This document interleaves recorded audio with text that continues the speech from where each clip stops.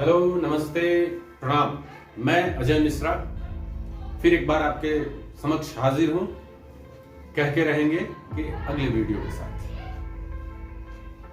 हम जो भी काम करते हैं हमारे देश में, उसको प्रत्यक्ष या परोक्ष रूप से राजनीति जरूर प्रभावित करती है।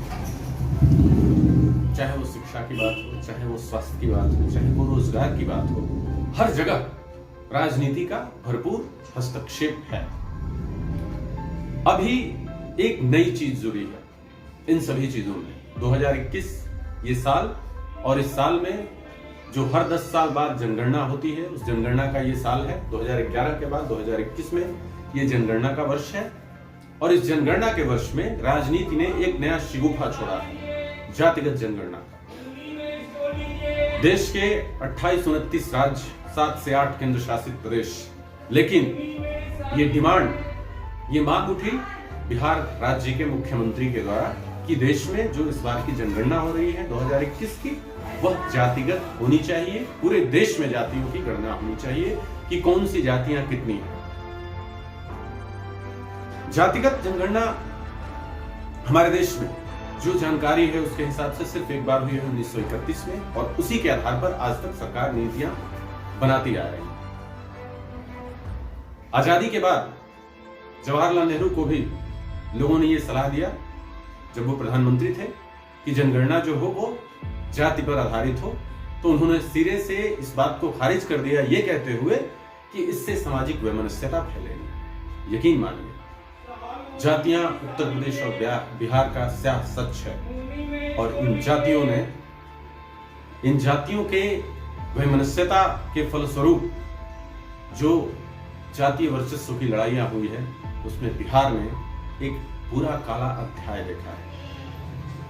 बहुत सारे लोग हैं जिनको 90 का वो दशक याद होगा, जिसमें जातियों के वर्चस्व की लड़ाई में गांव के गांव बच्चे, महिलाएं, पुरुष कुचल दिए जाते थे, हत्याएं होती थी, नरसंहार होता था। फिर से एक बार जातिगत जनगणना का राग छेड़कर आखिर बिहार के मुख्यमंत्री या राजनीतिक दल क्या पाना चाहते हैं? क्या फिर से ये बिहार को 90 के दशक में ले जाना चाहते हैं? जब केंद्र सरकार ने इस बात को इनकार कर दिया कि जातिगत जनगणना नहीं होगी, तो बिहार के मुख्यमंत्री महोदय ने कहा कि हम बिहार में अपने खर्चे से जातिगत जनगणना करवाएंगे। बहुत अच्छी बात है, स्वागत करता हूं मैं मुख्यमंत्री जी के इस वक्तव्य का, इस पहल का। जातिगत जनगणना होनी चाहिए, मैं इसका विरोध नहीं कर रहा। बिहार में मुख्यमंत्री जी सरकार के अगुवा हैं, इसमें कोई शक नहीं है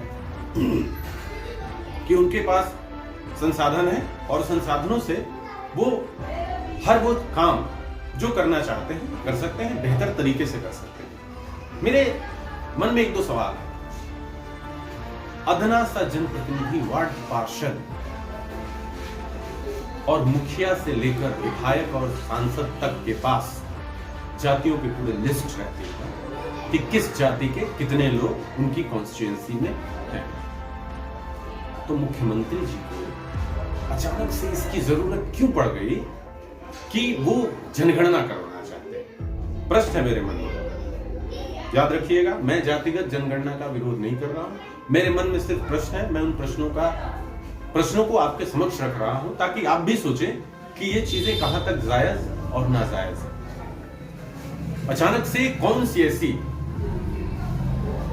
परिस्थिति पैदा हो गई जिसमें मुख्यमंत्री जी को याद आ गया कि नहीं, जातिगत जनगणना कराई जानी चाहिए, जबकि 16 साल से वो बिहार के मुख्यमंत्री हैं।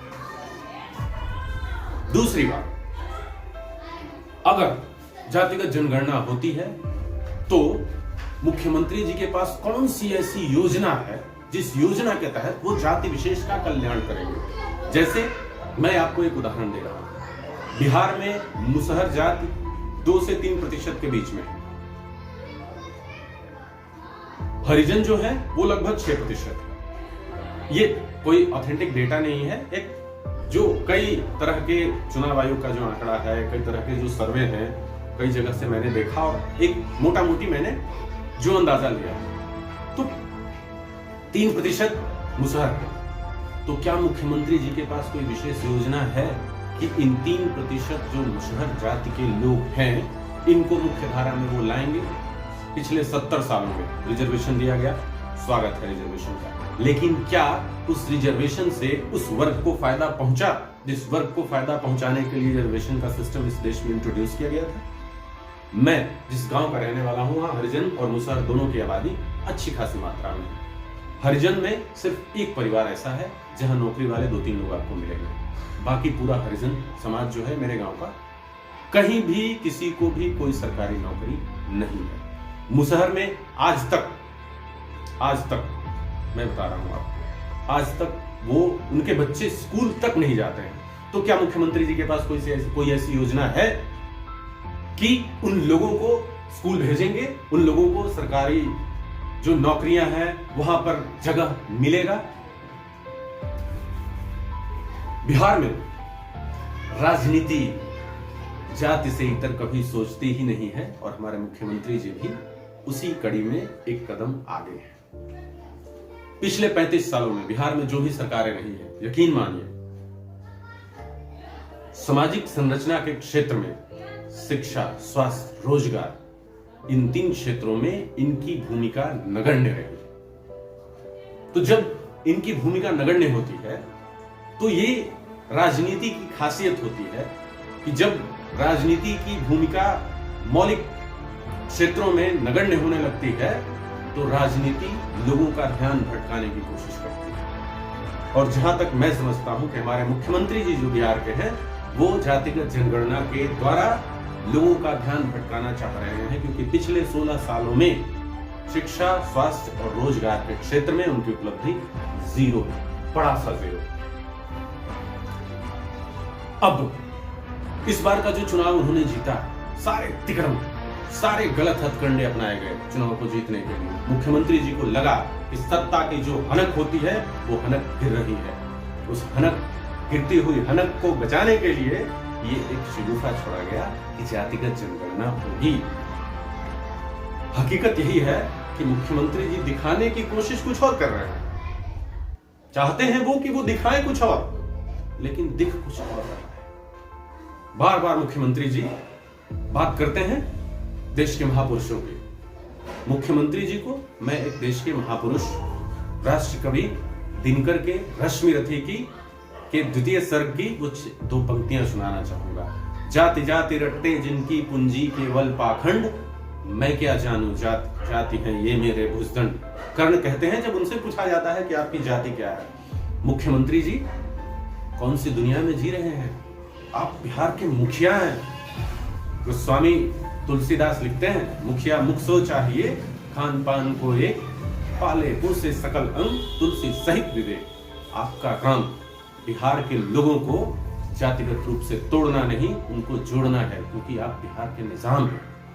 आप तय करेंगे कि बिहार कैसा होगा। वो बिहार जो 90 के दशक में जातिगत वर्चस्व की लड़ाई में उलझा रहा, वो बिहार चाहिए आपको, या वो बिहार चाहिए जो शिक्षा, स्वास्थ्य, रोजगार में सबसे बेहतर। हम ये बातें इसलिए बोल रहे हैं क्योंकि हम चाहते हैं कि हमारे जो भी दर्शक हैं, जो भी श्रोता हैं, इन चीजों पर मंथन करें। सरकार का मतलब, सरकार के मुखिया का मतलब ये नहीं होता है कि आप कोई भी निर्णय लें और उस निर्णय को जनता के ऊपर थोप दें। जनता को ये हक है कि वो अपनी बातें सोचे कि क्या बातें उसके हक में हैं और क्या बातें उसके हक में नहीं है। इसके बाद वो निर्णय करे कि उसका अगला कदम क्या होगा। बहुत बहुत धन्यवाद। अगले वीडियो में हम बिहार की ही बात करेंगे, बिहार के मुख्यमंत्री जी की ही बात करेंगे। सपने से जागने के बाद मुख्यमंत्री जी बहुत सारे निर्णय लेते हैं, उन निर्णयों पे बात करेंगे। तब तक के लिए बहुत बहुत धन्यवाद। आप इस चैनल को लाइक कीजिए, सब्सक्राइब कीजिए। अगर नहीं भी करेंगे तो मुझे कोई फर्क नहीं पड़ता है। जो बातें सही हैं वो तो हम पहले से भी सोशल मीडिया के थ्रू लिखते आए हैं, कहते आए हैं, कहते रहेंगे और कहते रहेंगे। धन्यवाद।